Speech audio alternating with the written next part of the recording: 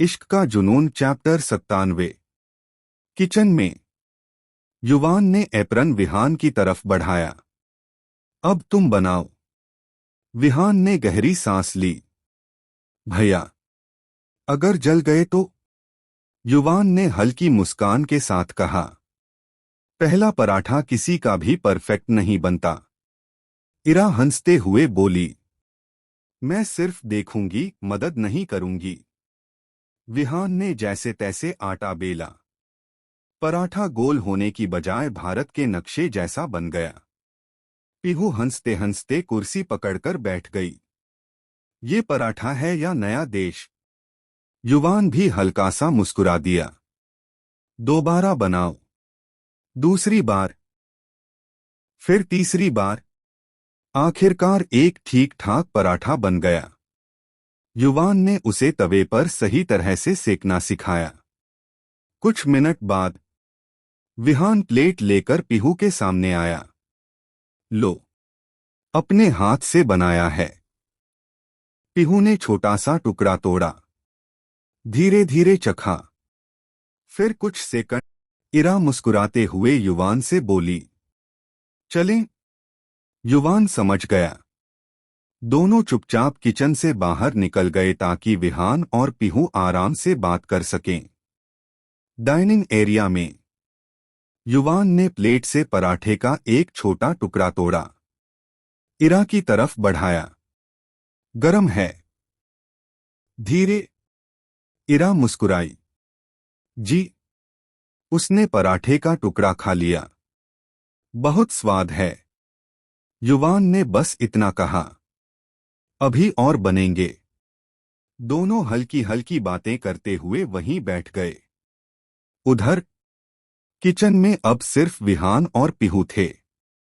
कुछ पल तक दोनों के बीच खामोशी रही। फिर विहान ने अचानक पूछा, पीहू, अगर मैं तुमसे शादी करने के लिए कहूं तो करोगी?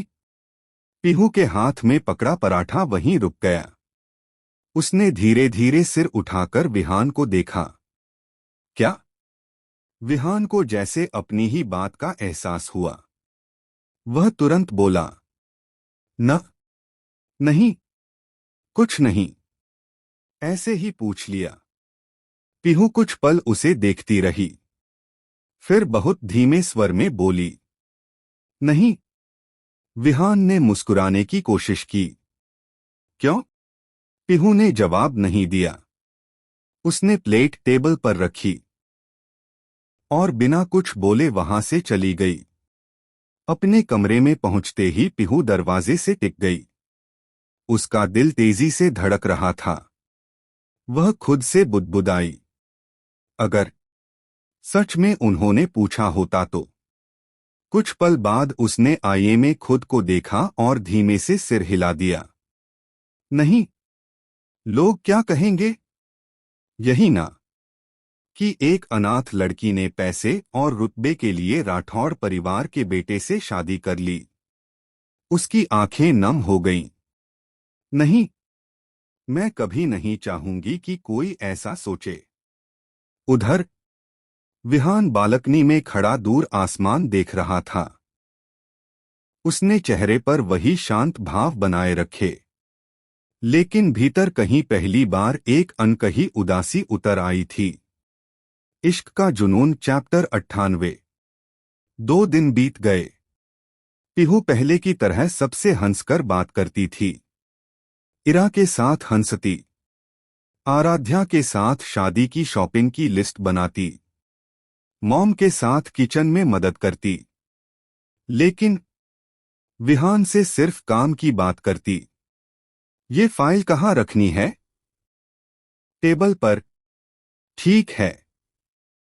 बस इतनी ही बातचीत।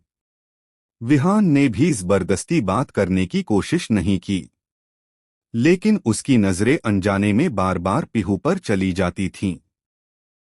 शाम, राठौड़ महल के गार्डन में शादी की सजावट के डिजाइन देखे जा रहे थे। डैड, युवान और डेकोरेटर बात कर रहे थे। इरा और आराध्या फूलों के रंग चुन रही थीं। तभी पीहू अपनी डायरी लेकर आई।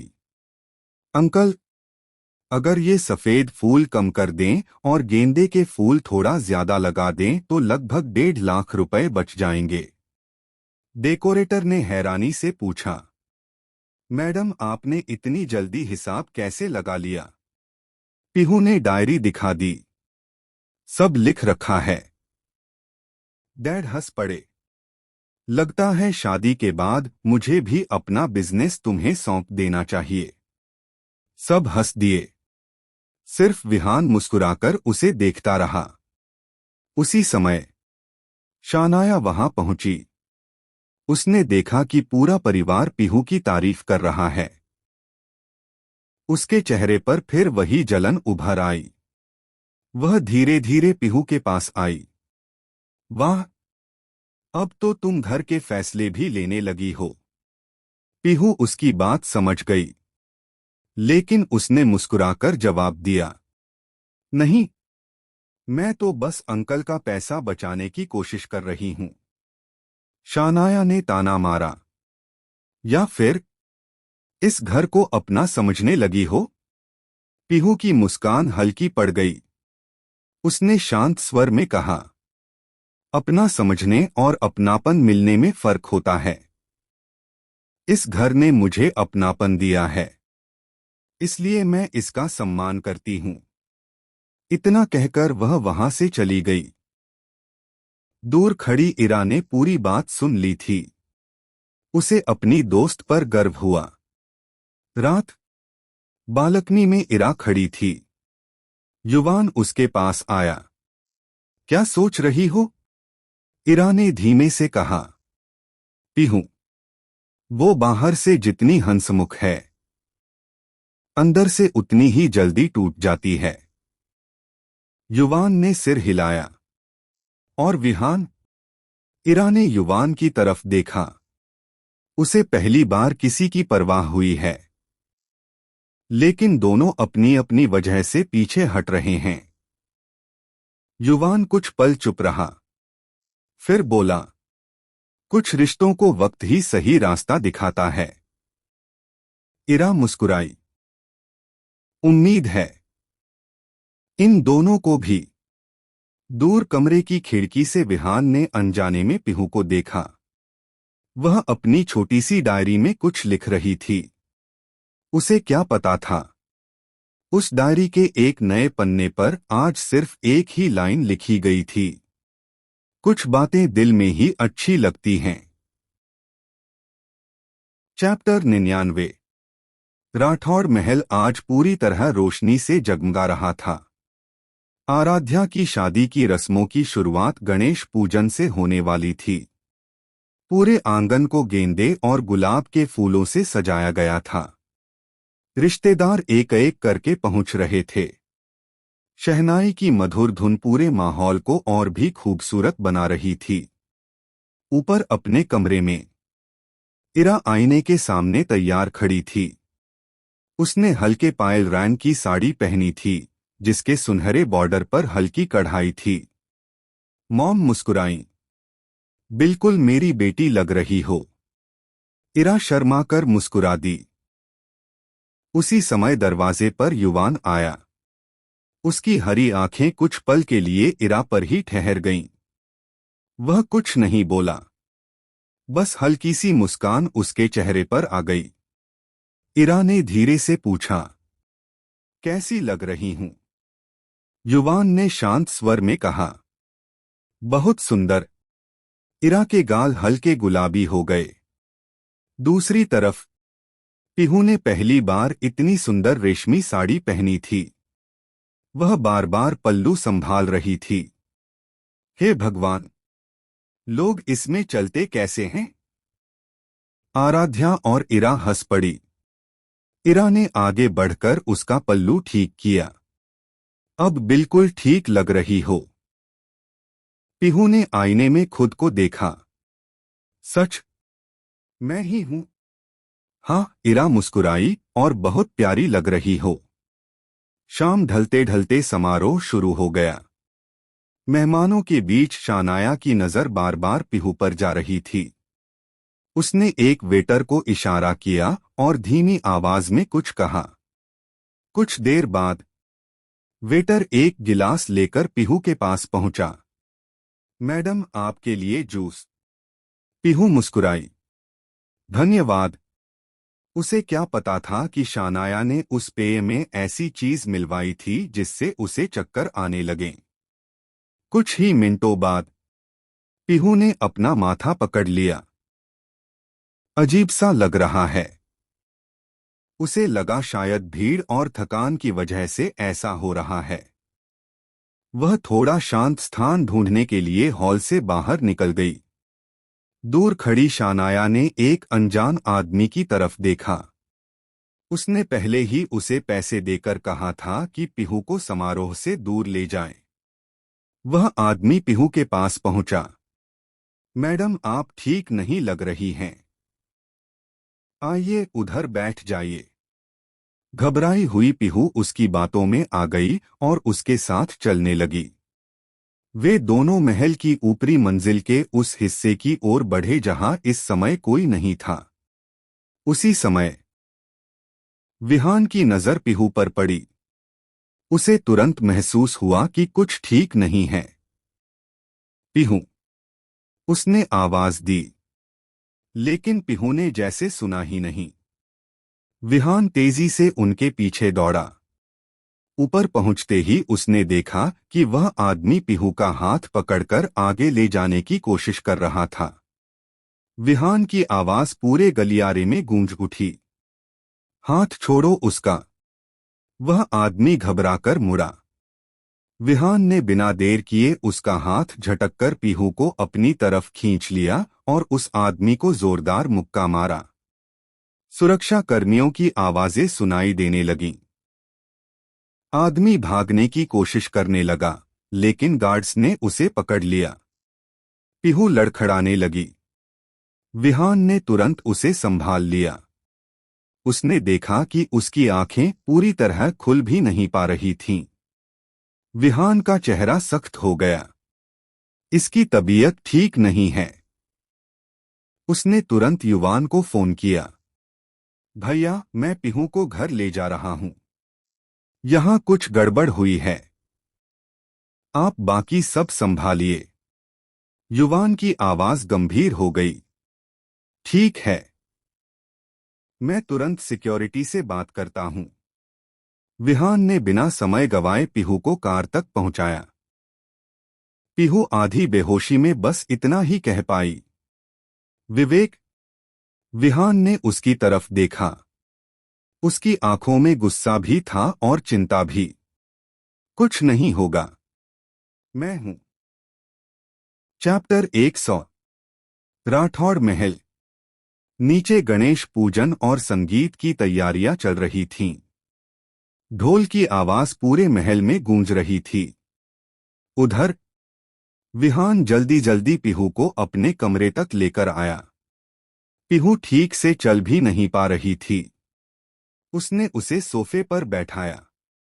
पीहू, मेरी तरफ देखो। लेकिन पीहू की आंखें आधी बंद थीं। वह बड़बड़ा रही थी, बहुत गर्मी लग रही है। विहान ने तुरंत कमरे की खिड़कियां खोल दी और एसी चला दिया। टेबल पर रखा पानी का गिलास उठाकर उसने उसकी तरफ बढ़ाया। थोड़ा पानी पी लो। पीहू ने मुश्किल से 2 घूंट पिए। उसी समय उसके फोन पर युवान का कॉल आया। हाँ भैया, वो आदमी सिक्योरिटी के पास है। मैं अभी ऊपर आ रहा हूं। विहान ने धीमे स्वर में कहा। नहीं, आप नीचे ही रहिए।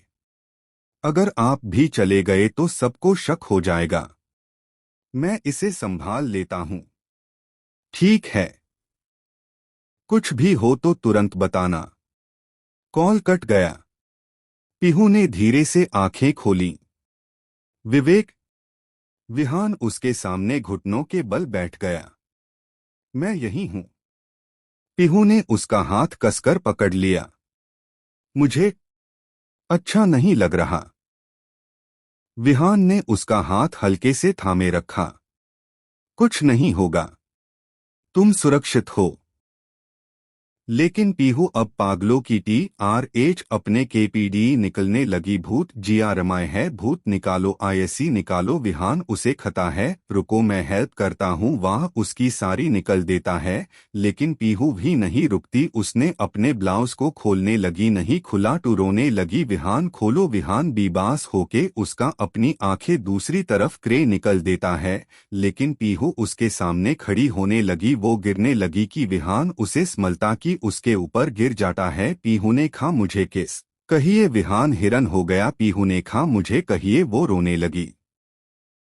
विहान ने कहा बस चुप। उसने असेस अलग होना चाहा कि पीहू ने शर्ट PKD अपनी TRF किया और किस करने लगी। विहान जो खुद को रोके हुए था वह भी यूज किस करने लगा। पीहू विहान को शर्ट निकलने लगी। विहान ने रोकते हुए कहा क्या कर रही हो। पीहू ने कहा मुझे और चाहिए। अभी रोने LGN वाली थी कि विहान ने कहा बाद में मुझे दतना मैट FIR। वाह, उसकी शर्ट निकल देती है और विहान के साइन पे किस करने LGTI है। विहान अब अपना सारा कंट्रोल खो चुका होता है। वाह, उससे बोलता है इसके बाद मुझसे सदी करनी पड़ेगी।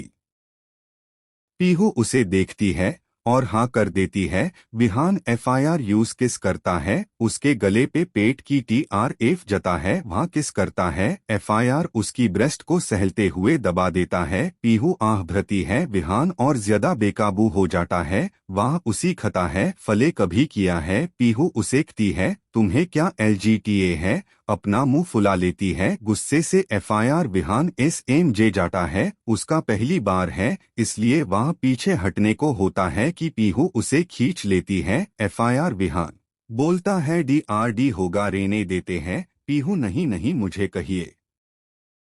विहान उसमें अपने आप को एंटर करता है। एक छिक कमरे में गुज जाती है। पीहू FIR बोलती है नहीं नहीं निकालो, वहाँ रोटी है। विहान बोलता है अब टू देर हो गई, कुछ नहीं होगा, मैं हूँ ओके संत। संत FR पीहू संत हो जाती है और उसकी हल्की हल्की शिश्कियाँ कमरे में गुज रही होती है। ये विहान भूत सॉफ्ट होता है। FIR ये रात एक यादगार बन जाती है। उसे इंतजार था सुबह का पीहू के रिएक्शन का। वाह टू GNT बैड। पीहू को अपने बहू में लेकर सो जाता है। चैप्टर 101। अगली सुबह विहान आराम से उठता है ताकि पीहू की नींद खराब न हो और शॉवर लेके फॉर्मल कपड़े टी-शर्ट और लोअर PHN लेता है। FIR नीश खाना कमरे में लाने को खाने के लिए कॉल करता है। 5 मिनट में खाना आ जाता है। वह FIR कमरे में आके पीहू को पैर से देखता है और उसके सर को सहलते हुए उसे उठता है। पीहू भांचों के जैसे दूसरी TRF मुकर के कंबल से मुंह कवर करे सो जाती है। विहान उसे उठता है। पीहू उठ के भट जाती है और मुंह बना लेती है मुझे और सोना है। विहान को देखती है। FIR वाह, उसकी नजर का पीछा करती है कि उसकी नजर अपनी बॉडी PR जाती है। ये मेयर KPD विहान उसे सब बताता है। पीहू खुद पर ही शर्म करती है कि कितनी बेशर्म हूँ मैं। विहान उसे आंख मारता है बेशर्म नहीं जगली बिल्ली हो, कितना खरोचा है तुमने मुझे। पीहू चुप हो जाती है। विहान बोलता है खाना खा लो, DWA ले लेना, DRD हो रहा होगा ना। पीहू हाँ मैं सर हिलाती है। FIR वाह, उसे खाना खिलता और DWA देता। FIR बोलता एक बात पूछूं। पूछिए। विवेक। Oh sorry. विहान जी। विहान हल्का सा मुस्कुराया। अब तो आदत बदल लो, पीहू ने शरारत से कहा। थोड़ा समय लगेगा। कुछ पल दोनों चुप रहे। फिर विहान ने सीधे उसकी आंखों में देखते हुए कहा अब एक बार फिर पूछ रहा हूं, क्या तुम मुझसे शादी करोगी। पीहू इस बार चौंकी नहीं। उसने कुछ पल तक विहान को देखा, फिर बहुत धीरे से बोली हाँ। विहान के चेहरे पर पहली बार खुली मुस्कान आई, लेकिन अगले ही पल पीहू ने उंगली उठाकर कहा एक शर्त है। क्या। शादी के बाद मुझ पर ऐसे गुस्सा नहीं करोगे जैसे उस दिन किया था। विहान को तुरंत वह दिन याद आ गया। उसने बिना बहाना बनाए कहा वादा करता हूं। अगर कभी गुस्सा भी आया तो पहले बात करूंगा, डांटूंगा नहीं। पीहू मुस्कुरा दी। ठीक है। विहान ने फिर पूछा, लेकिन पहले तुमने मना क्यों किया था? पीहू की मुस्कान धीरे धीरे फीकी पड़ गई। उसने नजरें झुका लीं। डर लगता था। किस बात से? लोग लोग कहते कि एक अनाथ गरीब लड़की ने राठौड़ परिवार के बेटे से सिर्फ पैसे और रुतबे के लिए शादी की है। मैं नहीं चाहती थी कि कोई आपकी या आपके परिवार की वजह से मेरी नीयत पर सवाल उठाए। विहान कुछ पल उसे देखता रहा, फिर शांत स्वर में बोला, लोग क्या कहते हैं उससे ज्यादा जरूरी ये है कि सच क्या है। क्या वे लोग तुम्हारे लिए जीते हैं? पीहू ने धीरे से सिर हिलाया। नहीं। क्या वे तुम्हें खाना खिलाते हैं? नहीं। क्या तुम्हारे दुख में तुम्हारे साथ खड़े होते हैं? नहीं। विहान ने हल्की मुस्कान के साथ कहा। फिर अपनी जिंदगी का फैसला उन्हें क्यों करने देना? ये तुम्हारी जिंदगी है और फैसला भी तुम्हारा होगा। पीहू की आंखें नम हो गईं। उसने धीरे से कहा, आप बहुत अच्छे हैं। विहान मुस्कुराया। तो समझू। जवाब पक्का है। पीहू ने हाँ कहा। विहान ने किसी को कॉल किया, कल सुबह घर आएगा। कुछ जरूरी कानूनी कागज तैयार करने हैं। फोन रखकर उसने पीहू की तरफ देखा। अब पीछे हटने का मौका नहीं है। पीहू हंस पड़ी।